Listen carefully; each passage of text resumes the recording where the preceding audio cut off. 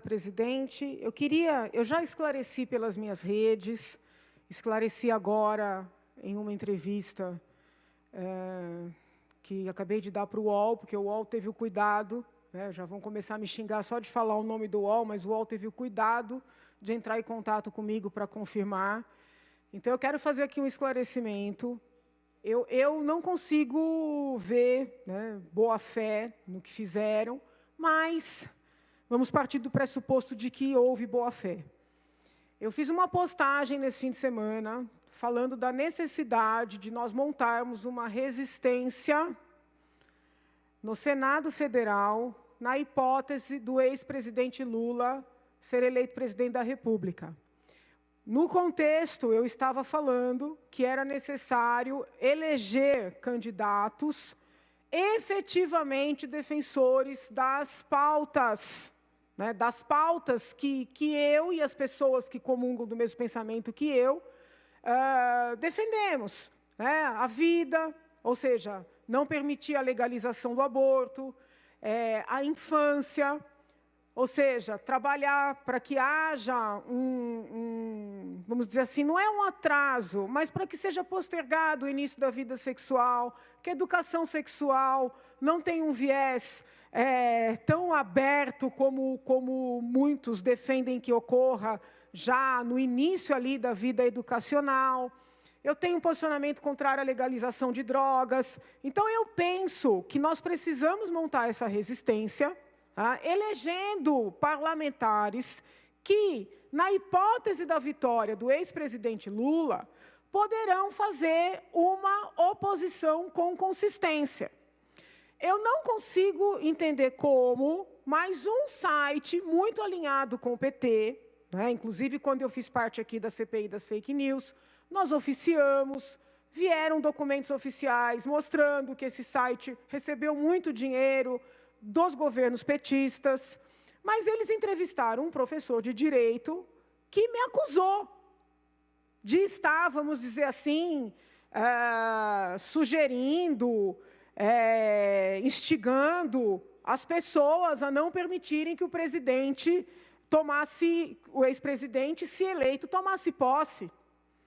Então, eu quero aqui, muito embora eu não veja boa-fé nessa interpretação, eu quero aqui, uma vez mais, explicar que o que eu sugeri e sugiro a todos aqueles que têm alinhamento com as pautas direitistas é que procurem candidatos, hoje são todos pré-candidatos, mas daqui a alguns meses serão candidatos, tanto à Câmara como ao Senado Federal, que efetivamente compartilhem desses entendimentos. Por que eu estou dizendo isso? E digo com muito respeito, porque não apanho só da esquerda, apanho também da direita. Porque, infelizmente, eu estou sentindo um movimento de que em todos os estados da federação, esta direita mais alinhada com o presidente Bolsonaro vai votar em quem ele indicar para ser votado. E pelas composições partidárias que o presidente ou quis, ou foi obrigado a fazer, eu não vou entrar no mérito, em muitos estados da federação, ele está apoiando pessoas que não têm nenhum alinhamento com as nossas pautas. Eu vou dar um exemplo, para que não fique parecendo aqui bairrismo. Na Paraíba, existe um pré-candidato que foi secretário do governo dele, Dr. Sérgio Queiroz, que é um homem inquestionavelmente conservador, professor de direito, doutor em direito, que não só não contará com o apoio do presidente, mas terá que enfrentar um jovem apoiado pelo presidente, jovem este ligado ao PL, filho de um deputado federal, que fez uma festa quando o ex-presidente Lula foi colocado em liberdade, gritando Lula livre. Então, o que eu estou tentando fazer é demonstrar para a população que a população está muito iludida com essa história de seguir cegamente o presidente Jair Bolsonaro. Desde que eu comecei a destacar esses posicionamentos, eu venho recebendo e-mails, né, dizendo o seguinte: Janaína, não é assim que se faz política. Vossa Excelência me permite? Posso me inscrever uma vez mais? Só para... Janaína, não é assim que se faz política. Você precisa enaltecer os bons feitos do governo, dizer que o outro lado não tem chance. Como assim você está dizendo que o outro lado tem chance? Você está fazendo contra-marketing, contra-propaganda. Desculpem, eu não sou uma profissional do marketing. Eu sou uma professora de direito, uma advogada, afastada de suas funções para dedicar aqui integralmente ao mandato, mas sou uma analista de longa data do cenário político nacional, estudiosa da história. Então, eu não sou o tipo de pessoa que se engana e que engana. Presidente Bolsonaro é muito bem recebido onde vai, as pessoas gostam de fazer ali manifestações de apoio a ele, homenagens, ele é uma pessoa popular, eu não tenho dúvida disso, já o acompanhei em algumas oportunidades, realmente, isso é fato, não é artificial, né? Não são situações armadas. A população gosta dele, porque ele tem espontaneidade. Presidente Lula está com dificuldade de andar, não tem as mesmas manifestações, é verdade. Mas existe o voto disfarçado, existe o voto envergonhado, existe o voto não declarado.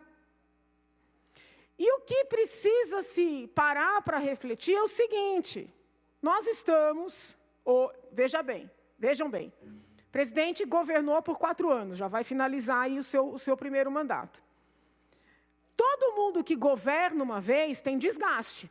É raro o caso de alguém que depois de um governo inteiro sai com a mesma popularidade, com o mesmo apoio daquele que tinha quando entrou. O presidente Bolsonaro ganhou com 57 milhões de votos no segundo turno. É verdade, mas no primeiro turno ele teve 49 milhões de votos. Ele teve menos de 50 milhões. Nós estávamos no auge da Lava Jato, nós estávamos ainda saindo daquele movimento popular que fez o impeachment, e eu fui uma das líderes no campo jurídico. Então, ele tinha sido vítima de um atentado ou de um crime comum, conforme se queira, mas ele tinha sofrido uma facada, então houve toda uma sensibilização, não é possível negar. Eu mesma abracei a campanha dele, fiz mais campanha para ele do que para mim, já estava eleita no primeiro turno, estava na rua pedindo voto para ele. Então, era um momento. E o opositor do presidente era o ex-prefeito Fernando Haddad, que não quero ofender ninguém aqui, mas que não se reelegeu aqui na capital, que é o ambiente dele. 2022... depois de pandemia, de guerra, com inflação. Não estou dizendo que seja culpa do presidente, eu tenho até defendido o presidente de acusações injustas, todo mundo é testemunha. Mas depois de todo esse desgaste, o presidente vai enfrentar o Lula, não é o Haddad.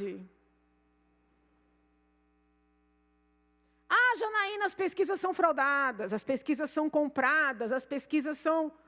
Eu não vou dizer nem que sim, nem que não, mas são várias pesquisas, hein? Ah, Janaína, o voto impresso não passou.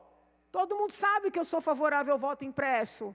Mas as nossas eleições vêm acontecendo há quanto tempo por esse sistema? Todos nós que estamos hoje em algum cargo fomos eleitos por esse sistema. Então, o que eu estou tentando fazer é chamar, não os políticos, mas o povo à realidade. Esse embate de 2022 não será fácil. Nenhum dos lados pode cantar vitória. Aliás, só se sabe quem ganhou quando terminar a contagem do último voto, a apuração do último voto.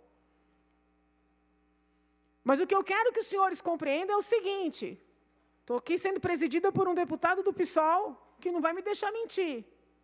Guilherme Boulos vai sair candidato a deputado federal, independentemente da pessoa gostar ou não. Vocês têm ideia do tanto de deputado que ele vai levar para dentro do Congresso? Já pararam para pensar? Goste-se do PSOL ou não, goste-se de Boulos ou não, goste-se dos deputados que ele vai puxar ou não. Vocês têm dúvida de que vão defender a legalização do aborto? Eles têm uma ação no Supremo com essa pauta.